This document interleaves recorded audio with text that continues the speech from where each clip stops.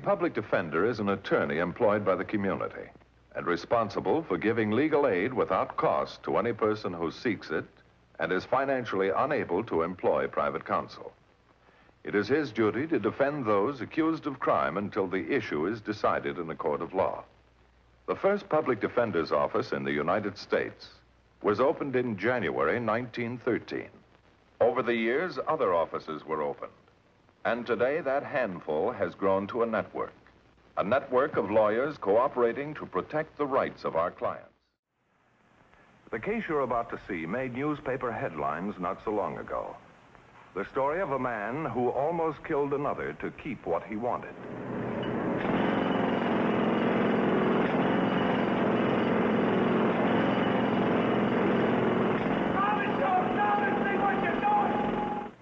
Sure, I got sore. I wouldn't have gotten sore. He was pushing me around. I had to do something. You picked up a drill, Joe, a pretty deadly weapon. Yeah, I know.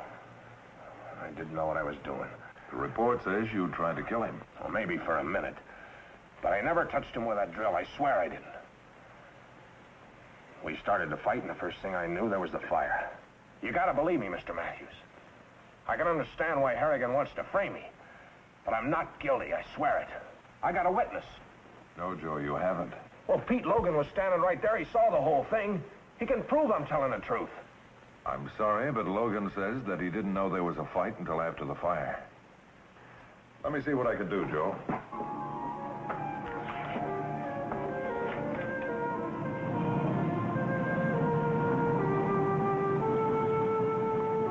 Mr. Harrigan? That's me. I'm Bart Matthews, Public Defender's Office. This is my daughter, Mary. How do you do, Miss Harrigan? Hello. What do you want to see me about? I'm representing Joe Riley. I'd like to ask you a couple of questions. I already told the cops all I know. He tried to kill me. I hope he gets what he deserves. I'd better be going, Dad. I have to get back to the office. Goodbye, darling. Bye, Miss Harrigan. Goodbye. Your charges and Joe's version of the fight seem to conflict. He's lying. He never was any good. I never should have hired him. You knew him before the job? He worked for me on a bridge job a few years ago. It was booze and women then, and it still is. Well, if he was that irresponsible, why did you hire him again? I didn't want to. I had to. Suppose you tell me something about it. Well, all caisson work is tough. This North River job beat 'em all. Right from the beginning, we were hitting bone. Hitting bone is drilling hard rock. Mighty dangerous work when you're 50 feet below the bottom of the river. But there was more than the rock to contend with. There was water and cave-ins and dynamite. Let's go, Yes, and there were the tempers of the men working in confined quarters. Men who spent most of their lives underground.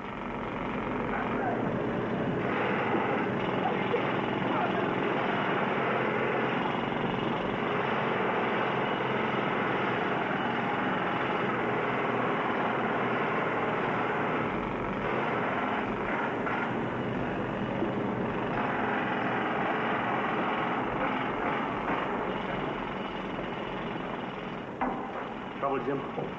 Yeah. They want 6 feet by tomorrow night. 6 feet through bone. I'd like to have the whole gang of them down here. They couldn't ditch 6 inches. Maybe if we could get some help. Where? I got all the agencies in town looking. Panty wastes. They're afraid to do a man's work. They're liable to get their feet wet. Joe O'Reilly's back in town. Him? I wouldn't have him on the job. He can spud, Jim. You said so yourself. Right now, we need help bad. Not that bad. Come on, grab that drill. Push that dirt! Move! We got a tunnel to build! Come on, Red!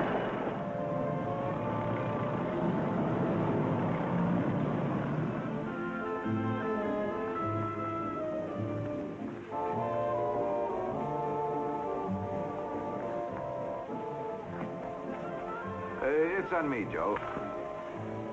Well, hard-hearted Harrigan buying me a drink. The name is Joe Riley, remember? I remember. Been in town long? Oh, a couple of weeks. Colorado, putting up a couple of bridges. Broke? Why not? You wouldn't be offering me a job, would you, Harrigan? Could be. No. What do you mean, no? Once is enough. I like my bosses straight, not supercharged. Or have you become more human lately? I need a driller, Joe. We're pushing bone. Pays good.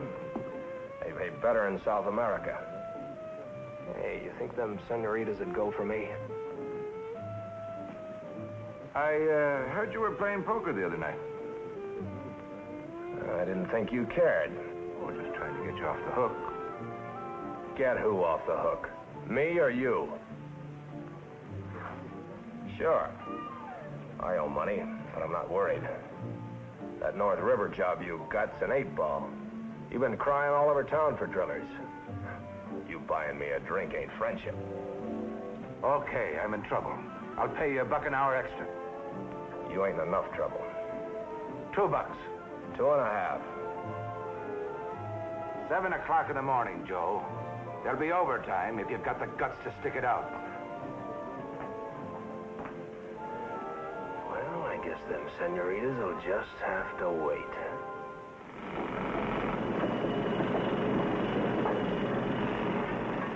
Joe reported to the job that morning and worked overtime for the next week or so. Harrigan wouldn't admit it, but Joe made the rugged schedule possible. He was setting the pace.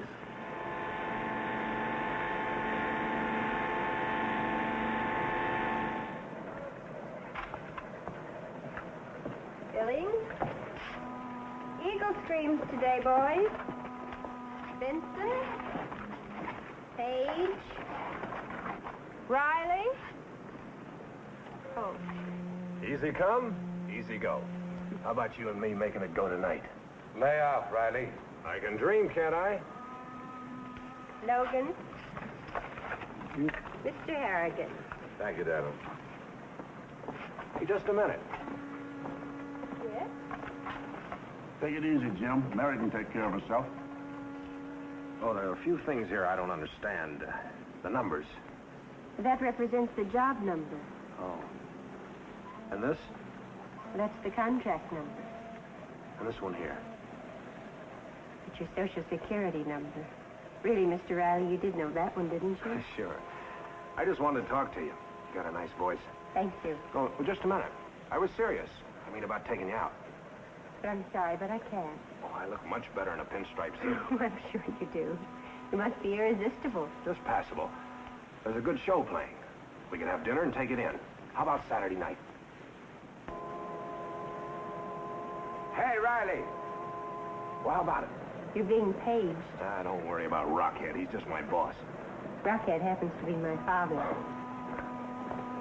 Finish up your lunch, Riley. You're losing time. Well, it was very nice meeting you, Miss Harrigan. I'll see you Saturday night.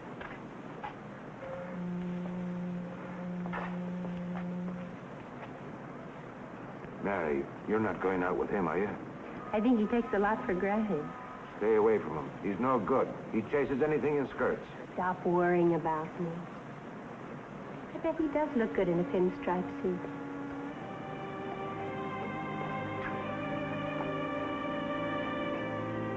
Told her about the guy that night. Everything. And I warned her again. But Riley kept bothering her. Did she go out with it? A few times. But it was nothing serious. I see. Mary's just a kid. She didn't know much about men. And I was right about Riley. Look what happened. He came after me with a drill. He tried to kill me. Tell me, Mr. Harrigan, could his going out with Mary have anything to do with the fight? I told him to leave her alone. Did you do anything to start the fight? No! You tried to protect yourself. He might be 20 years younger than I am. But in a fair fight, I'd tear him to pieces. It's a serious charge, attempted murder. Riley should have thought of that when he came after me. If he's convicted, he can go to prison for 10 years. That's where he belongs, in jail. Mr. Harrigan, are you sure that you're telling me the truth about that fight? I tell you, he tried to kill me. You're making a mistake defending him. He's dangerous. Everybody would be better off without him. That's the way you feel. You bet that's the way I feel.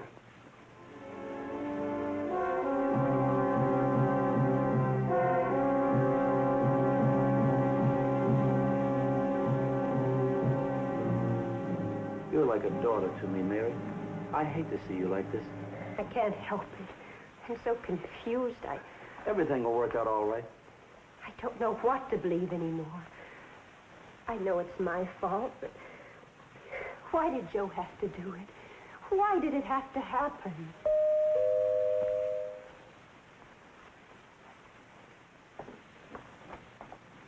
I'd like to see Miss Harrigan.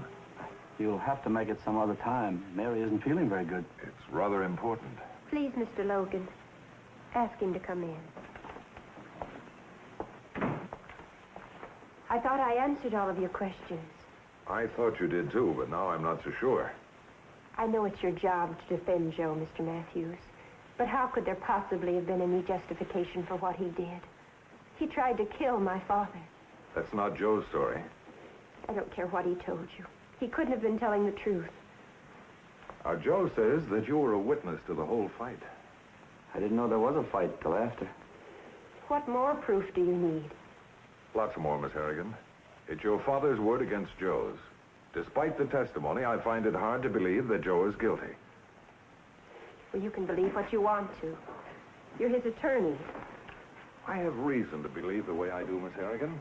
Now, I've made a thorough check on Joe. I know all the jobs he's had in the last 10 years. I've talked to most of the people he worked for. They like him. There isn't one of them who wouldn't give him a job right now. Sure, he was a rolling stone. He liked his fun. He had disagreements, but he was never mean or ugly. This is the first time in his life he was ever arrested. Now, Miss Harrigan, does this sound like the background of a man who would try to kill your father? My father said he did. Why? Why would he try to kill your father? I can't talk about it anymore. You know, Joe, you've been out with him. Do you feel that he's guilty? I don't know what I feel. Easy, honey. I haven't slept a wink since it happened. It was so sudden. Dad in the hospital and Joe in jail. I've been afraid to let myself think. You haven't told me everything, Miss Harrigan. Maybe you should. I've got to, Mr. Matthews. I can't keep this inside of me any longer. When did you first go out with Joe? It was just a few days after I met him at the tunnel. I didn't let Dad know about it. We went to a show, and then after that, we saw each other every weekend.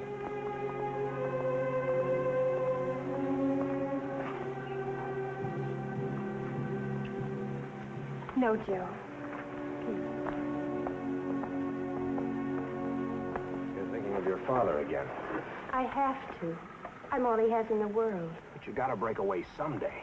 I know it, but not yet. Not yet. What are you waiting for? Look, we can't go on like this. You haven't even told him about us. I can't, Joe. You know how he is. If he thought that you were dependable... I am now, Mary. I want us to get married, to settle down, have a home. I want those things, too. But I want him to like you, Joe. I want him to be glad that I'm marrying you. That's a big order. It's not too big if you'll try. I'll try anything. But then stop teasing him and rubbing him the wrong way. And stop finding nicknames for him. But, honey, I'm only ribbing him. I know, but he takes it seriously. Don't you see, Joe? He's competing with you, with the whole crew. He's always had to be the strongest and the best. And he just won't face the fact that he's getting older. Honey, what do you want me to do? You've got to get along with him, even if it means swallowing your own pride. All right, if that's the way you want it. I'll have that big bone crusher eating out of the palm of my hand. And remember, Joe, no more nicknames. Joe Riley went back to work the next day, determined to win Jim Harrigan over.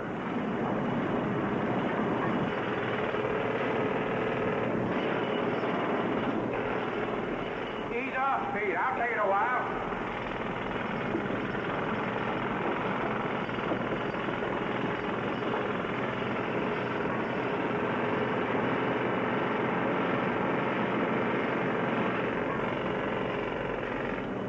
We're on schedule, boss. Why push when you don't have to? I'll quit pushing when I see light on the other side of the river. We'll see light soon enough.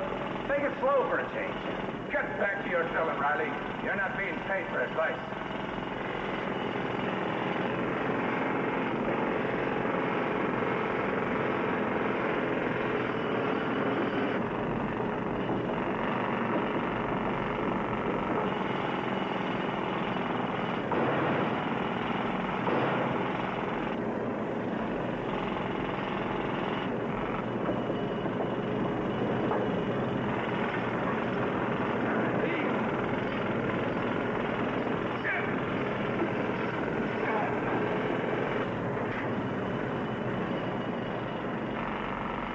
Boss, I'll give you a hand. I don't need a hand. All you need's a little help. I don't want any help. Get back to your drill. Come on, let's try again.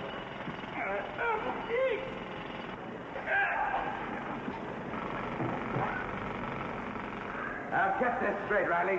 When I tell you to do something, do it. Now get back to that drill.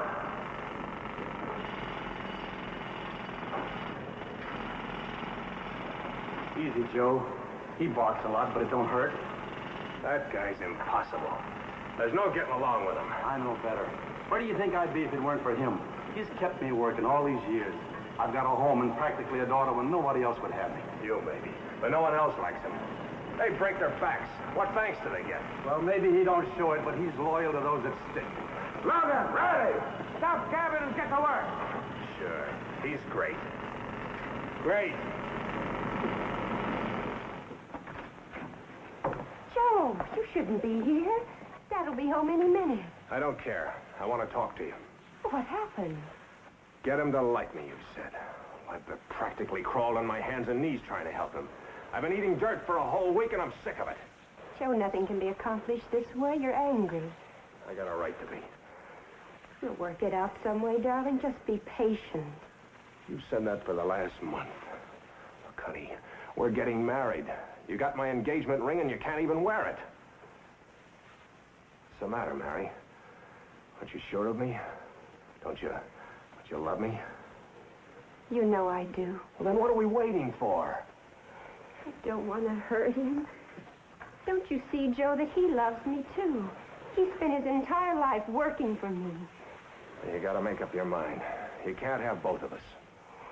Give me time to think about it, Joe. What is there to think about? I love you so much, darling. Mary. Get out of here. Now, take it easy, Harrigan. We got a few things to tell you. You heard me. Get out of here. We love each other, Dad, and we're going to be married.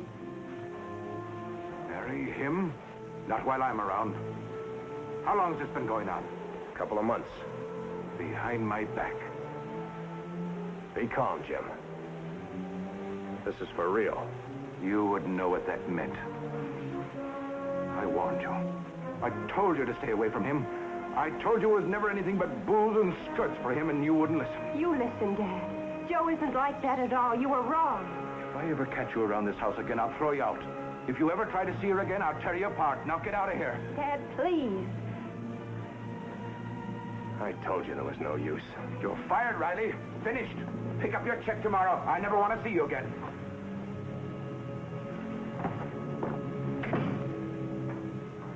Dad shoved him out and slammed the door in his face.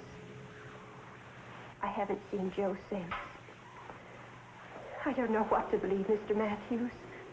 I believe Dad and I believe Joe. All I know is that I love him. And I want to know the truth. I'd like to know the truth, too, Miss Harrigan. And I think Mr. Logan can tell us what it is. Remember, it's not only Joe. It's Mary's happiness, her future. You love him, Mary. You sure?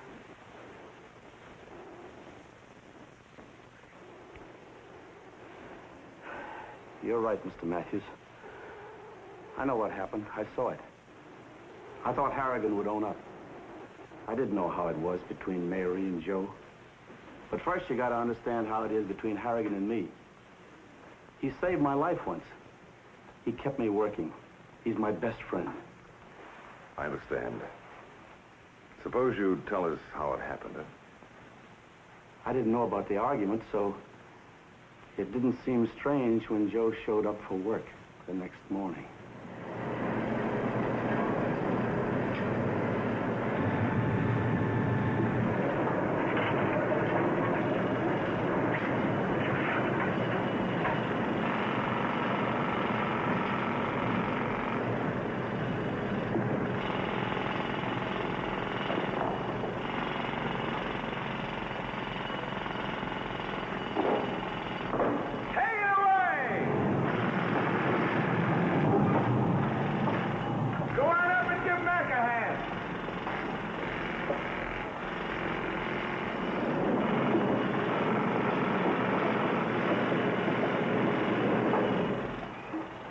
Thought I told you you were fired. That's right. I wanted to talk to you. We got nothing to talk about. Your check is waiting for you. Pick it up and get out of here.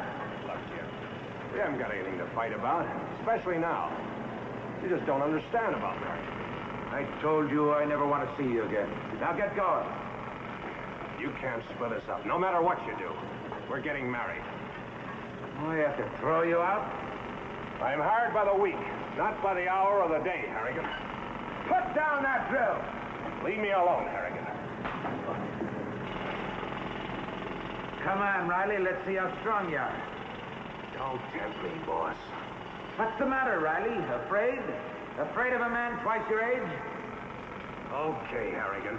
You're big and strong, a real champ. Now go throw your weight around somewhere else.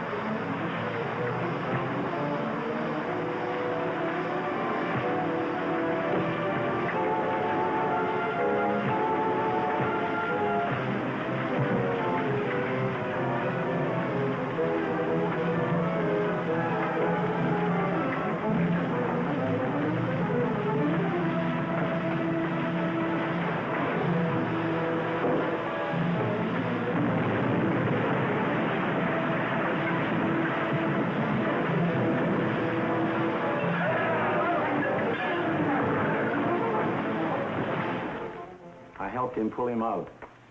They fought all right, Mr. Matthews, but Joe didn't try to kill him. I think that's the real story, Mary. The truth.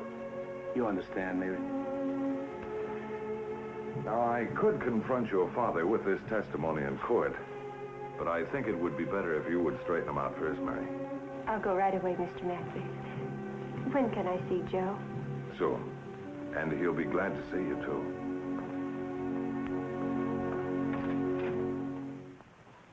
On the basis of Jim Harrigan's testimony, the district attorney dropped the complaint, and Joe was released that day. Joe and Mary are married now. They've got an apartment just down the street from where Harrigan and Pete Logan live. They're friendly, except for an argument now and then about Junior.